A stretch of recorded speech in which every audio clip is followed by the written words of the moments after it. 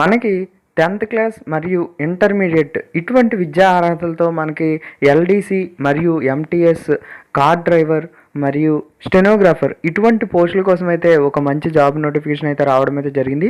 ఎటువంటి అనుభవం లేకుండా ఒక మంచి జాబ్ నోటిఫికేషన్. ఇక మనం ఈ నోటిఫికేషన్ ఫుల్ డీటెయిల్స్కి వెళ్ళే ముందు మన ఛానల్ని ఫస్ట్ టైం విజిట్ చేసిన వాళ్ళ నుండి ఛానల్ అయితే సబ్స్క్రైబ్ అయితే చేసుకోండి. అలాగే పక్కన ఉన్న బెల్ ఐకాన్ కూడా క్లిక్ చేయండి. ఎందుకంటే నేను పెట్టే ప్రతి నోటిఫికేషన్ కూడా మీకు నోటిఫికేషన్ అయితే రావడం అయితే జరుగుతుంది. ఇక మనం నోటిఫికేషన్ ఫుల్ డీటెయిల్స్లోకి వెళ్ళే ముందు ఎప్పుడు చెప్పుకుంటుంది కానీ మెయిన్గా 3 పాయింట్లు అయితే చెప్పుకుందాం. ఈ నోటిఫికేషన్ మన పోస్టులకి ఎగ్జామ్ అనేది ఉంటుందా ఉండదా? ఎగ్జామ్ అనేది ఖచ్చితంగా ఉంటుంది. ఇక ఈ పోస్టులకి మనకి పర్మనెంటే కదా, ఇవన్నీ మనకి పర్మనెంట్ పోస్టులు అని చెప్పుకోవచ్చు. ఇక మనకి నోటిఫికేషన్ ఎక్కడి నుంచి వచ్చింది, మరియు ఎన్ని పోస్టులు ఉన్నాయి, మరియు ఎడ్యుకేషన్ క్వాలిఫికేషన్ ఏంటి అనే డీటెయిల్స్ ఫుల్గా అయితే చూద్దాం. ఇక మనకి నోటిఫికేషన్ అనేది military college of telecommunication engineering నుంచి అయితే రావడం అయితే జరిగింది. MHW ఎంపీలో అయితే ఉండడం అయితే జరిగింది.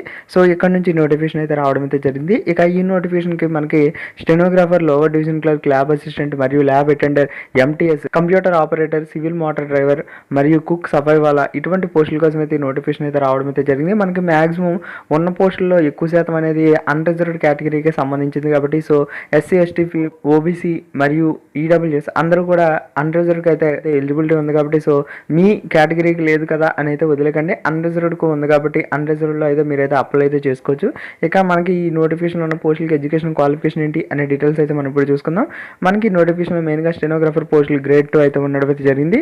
ఇక ఈ పోస్టులకి 12th క్లాస్ విద్యా అర్హత లేదా దానికి సమానమైన విద్యా అర్హత ఉన్న వాళ్ళు ఈ పోస్టులకి అయితే అప్లై అయితే చేసుకోవచ్చు. అలాగే డిక్టేషన్ అనేది 10 minutes 80 words per minute మరియు ట్రాన్స్క్రిప్షన్ అనేది 50 minutes ఇంగ్లీష్ లేదా 65 minutes అనేది హిందీ అనేది కంప్యూటర్లో టైప్ చేయగలిగి ఉండాలి అని అయితే అడగడం అయితే జరిగింది. ఇక మనకి lower division clerk 12th class విద్యా అర్హత ఉన్న వాళ్ళు ఈ పోస్టులకి అయితే అప్లై అయితే చేసుకోవచ్చు. అలాగే టైపింగ్ స్పీడ్ అనేది 35 words per minute ఇంగ్లీష్ అనేది వచ్చిన వాళ్ళు ఈ పోస్టులకి అయితే అప్లై అయితే చేసుకోవచ్చు.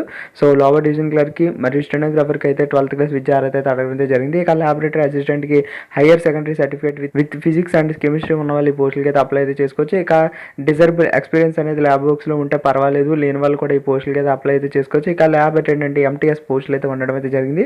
దీనికి మనకి 10th క్లాస్ లేదా దానికి సమానమైన విద్యా అర్హత ఉన్న వాళ్ళు ఈ పోస్టులకి అయితే అప్లై అయితే చేసుకోవచ్చు. అలాగే డిజర్బుల్ అయితే ఎక్స్పీరియన్స్ ఉన్న వాళ్ళు ప్రిఫరెన్స్ అనేది పెరగడం అయితే జరుగుతుంది. సో ప్రిఫరెన్స్ ఎక్స్పీరియన్స్ ఉన్న వాళ్ళైనా ఎక్స్పీరియన్స్ లేని వాళ్ళైనా ఈ ల్యాబ్ అటెండెంట్ MTS పోస్టులకి అయితే అప్లై అయితే చేసుకోవచ్చు. ఇక మనకి డ్రాఫ్ట్ మన కంప్యూటర్ ఆపరేటర్ పోస్టులు అయితే ఉండడం అయితే జరిగింది.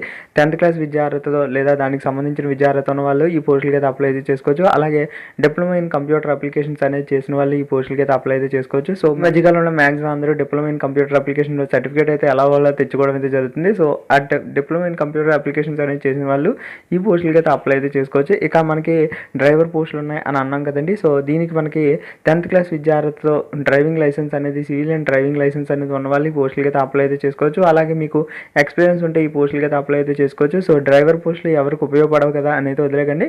మీ చుట్టుపక్కల ఎవరికైనా 10th క్లాస్ విద్యా అర్హత ఉండి ఎప్పటి నుంచి డ్రైవింగ్ చేస్తున్న వాళ్ళు ఉండే ఉంటారు. సో వాళ్ళకైతే ఈ పోస్టులు అయితే ఉపయోగపడతాయి. సో వాళ్ళకైతే ఈ పోస్టులకు సంబంధించిన వీడియో అనేది షేర్ అయితే చేయండి.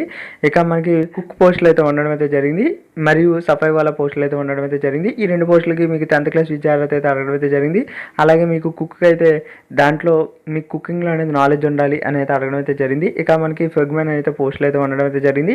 సో దీనికి 10th క్లాస్ మరియు దానికి సంబంధించిన డ్యూటీస్లో అనేది 1 year ఎక్స్పీరియన్స్ అయితే ఉండాలి అని అయితే అడగడం అయితే జరిగింది. ఇక పోస్టులకి అయితే మనము ఎడ్యుకేషన్ క్వాలిఫికేషన్ డీటెయిల్స్ మరియు ఎక్స్పీరియన్స్ సంబంధించిన ఫుల్ డీటెయిల్స్ అయితే చూసుకోవడం అయితే జరిగింది. ఇక మనకి ఈ నోటిఫికేషన్లో ఈ ఎడ్యుకేషన్ క్వాలిఫికేషన్ లేకపోతే మీరైతే స్కిప్ అయితే చేసేకండి. మీ ఫ్రెండ్స్ ఫ్యామిలీస్లో ఎవరికైనా ఎడ్యుకేషన్ క్వాలిఫికేషన్ ఉంటే వాళ్ళకైతే నోటిఫికేషన్ వీడియో షేర్ అయితే చేయండి.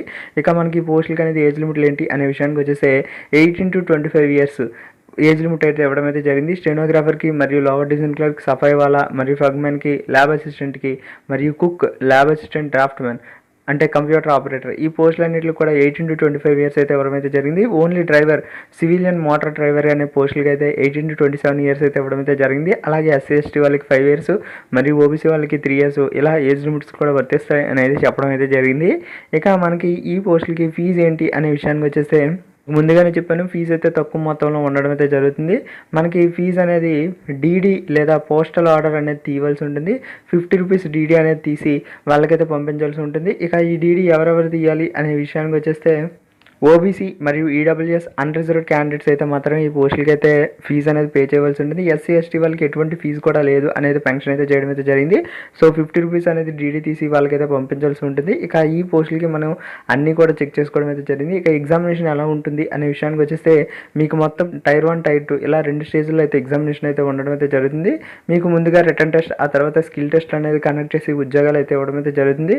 ఇక మీకు ఎల్డీసీ పోస్టులకి అయితే డిస్క్రిప్షన్ పేపర్ కూడా ఉండడం అయితే జరుగుతుంది. సో దానికి సంబంధించిన ఫుల్ డీటెయిల్స్ అనేది వీళ్ళు క్లియర్ కట్గా ఇవ్వడం అయితే జరిగింది. సో దీంట్లో మీరు పీడిఎఫ్ని డౌన్లోడ్ చేసుకొని మీ సిలబస్ని కూడా చెక్ అయితే చేసుకోవచ్చు. ఇక ఈ పోస్టులకి మనం ఎలా అప్లై చేయాలి అనే విషయానికి వచ్చేస్తే వీళ్ళు అప్లికేషన్ ఫామ్ అనేది ఇవ్వడం అయితే జరిగింది. దీన్ని A4 షీట్లో అనేది మీరైతే తీసుకొని దీన్ని మొత్తం మీరైతే ఫిల్ చేసి మీ అప్లికేషన్ ఫామ్ అనేది వాళ్ళకైతే పంపించాల్సి ఉంటుంది. అలాగే మీ సర్టిఫికేట్స్ మీద సెల్ఫ్ అసిస్ట్ మరియు మీ ఫోటోగ్రాఫ్స్ మీద సెల్ఫ్ అసిస్ట్ చేసి ఎక్కడెక్కడ ఫోటోగ్రాఫ్స్ అడిగారు అన్నిటి మీద కూడా మీరైతే ఫోటోగ్రాఫ్స్ అనేది అటాచ్ చేసి మీరైతే ఫిల్ చేసి వాళ్ళకైతే పంపించాల్సి ఉంటుంది. అలాగే మీ సర్టిఫికేట్స్ మీద సెల్ఫ్ అసెస్ చేసి వాళ్ళకైతే మీరైతే లీడ్ పోస్ట్ లేదా రిజిస్టర్ పోస్ట్ ద్వారా వాళ్ళకైతే పంపించాల్సి ఉంటుంది. ఇక మీరు పంపించాల్సిన అడ్రస్ ఏంటి అనే విషయానికి వచ్చేస్తే the ప్రెసిడెంటింగ్ officer, scrutiny cell, SIFRWG, military college of telecommunication engineering, MHOW, MP 453441 ఈ అడ్రస్కి అయితే మీరైతే స్పీడ్ పోస్ట్ లేదా రిజిస్టర్ పోస్ట్ ద్వారా మీ అప్లికేషన్ ఫామ్ అనేది వాళ్ళకైతే పంపించాల్సి ఉంటుంది. సో మీకు సంబంధించిన అన్ని అప్లికేషన్ ఫామ్స్ మరియు ఫుల్ డీటెయిల్స్ అనే పీడిఎఫ్లో ఇవ్వడం అయితే జరిగింది. సో మీరు పీడిఎఫ్ డౌన్లోడ్ చేసుకొని A to Z చదివి దాన్ని బట్టి మీరైతే మీ సర్టిఫికేట్స్ అనేది పంపించండి. సో మీ డాక్యుమెంట్స్ అన్నింటి మీద కూడా సెల్ఫ్ అసిస్టెంట్ జిరాక్స్ కాపీస్ మీద ఖచ్చితంగా చేసి అయితే పంపించండి. అలాగే మీ ఫోటోగ్రాఫ్స్ ఎక్కడెక్కడ అంటిస్తున్నారో అక్కడక్కడ మీరైతే సెల్ఫ్ అసిస్ట్ అయితే చేయవలసి ఉంటుంది. దీంతో పాటు మీ డీడీని కూడా అటాచ్ చేసి వాళ్ళకైతే పంపించాల్సి ఉంటుంది. ఇక ఫీజు లేని వాళ్ళు డీడీని కూడా పంపించాల్సిన అవసరం అయితే లేదు. ఇక మీరు ఎప్పట్లో పంపించాలి అనే విషయానికి వచ్చేస్తే ఈ నోటిఫికేషన్ వచ్చిన 45 days లోపు అయితే మీరైతే పంపించాలి అనేది చెప్పడం అయితే జరిగింది. వాళ్ళతోనైతే రావడం అయితే జరిగింది. సో దీని నుంచి మీరు 45 days కౌంట్ చేసుకొని దాన్ని బట్టి మీరు అప్లికేషన్ అనేది పంపించండి. ఇక మీరు ఎంత త్వరగా పంపిస్తే అంత మంచిది. ఎందుకంటే లేట్ అయిన కొద్దీ డేట్ అనేది దాటిపోతే మీ అప్లికేషన్ ఫామ్ అనేది రిజెక్ట్ చేయడం అయితే జరుగుతుంది. సో మ్యాక్సిమం ఇంట్రెస్ట్ ఉన్న క్యాండిడేట్స్ అప్లై అయితే చేసుకోండి. ఇక మీరు ఉద్యోగం ఎక్కడ చేయవలసి ఉంటుంది అనే విషయానికి వచ్చేస్తే మీరైతే మ్యాక్సిమం ఎంపీలో అయితే ఉద్యోగం అయితే చేసే అవకాశం అయితే ఉంటుంది. సో ఎంపీలో అయినా పర్వాలేదు, మాకు ఒక సెంట్రల్ గవర్నమెంట్ సంస్థలో ఉద్యోగం కావాలి అనుకునే వాళ్ళు ఒక మంచి జాబ్ నోటిఫికేషన్ అప్లై అయితే చేసుకోండి. ఇక మీకు ఈ నోటిఫికేషన్ సంబంధించి ఫుల్ డీటెయిల్స్ అయితే చెప్పడం అయితే జరిగింది. ఇంకా ఈ నోటిఫికేషన్ ఇంకేమైనా డౌట్స్ ఉంటే కింద కామెంట్ సెక్షన్లో చెప్పండి. మ్యాక్సిమం క్లియర్ చేయడానికి అయితే ట్రై చేస్తాను. అలాగే మాకు అప్లై చేసుకోవడానికి ఇంట్రెస్ట్ లేదు, మాకు ఎడ్యుకేషన్ క్వాలిఫికేషన్ లేదు అన్న వాళ్ళు మీ ఫ్రెండ్స్లో ఫ్యామిలీస్లో ఎలిజిబిలిటీ ఉన్న వాళ్ళకి ఈ నోటిఫికేషన్ వీడియో ఖచ్చితంగా షేర్ అయితే చేయండి. ఎందుకంటే మీకు కాకపోయినా వాళ్ళకైనా ఉపయోగపడుతుంది. So please share this video and channel first time visit చేసిన వాళ్ళు ఛానల్ అయితే సబ్స్క్రైబ్ అయితే చేసుకోండి. అలాగే పక్కన ఉన్న బెల్ ఐకాన్ కూడా క్లిక్ చేయండి. ఎందుకంటే నేను పెట్టే ప్రతి నోటిఫికేషన్ కూడా మీకు నోటిఫికేషన్ అలర్ట్ అయితే రావడం అయితే జరుగుతుంది. ఇక మీకు సంబంధించిన ఫుల్ డీటెయిల్స్ అనే పీడిఎఫ్లో ఇవ్వడం అయితే జరిగింది. మీకు అఫీషియల్ వెబ్సైట్ లింక్ డిస్క్రిప్షన్లో ఇస్తాను. పీడిఎఫ్ అనేది డౌన్లోడ్ చేసుకుని దాని నుంచి మీ అప్లికేషన్ ఫామ్ అనేది డౌన్లోడ్ చేసుకుని మీరైతే అప్లై అయితే చేసుకోవచ్చు. ఇక మీకు ఫుల్ డీటెయిల్స్ అనేది క్లియర్ కట్గా పీడిఎఫ్లో అయితే ఇవ్వడం అయితే జరిగింది. సో పీడిఎఫ్ని ముందుగా కేర్ఫుల్గా చదివి ఆ తర్వాత అప్లై అయితే చేయండి. సో ఇది నోటిఫికేషన్. Thank you.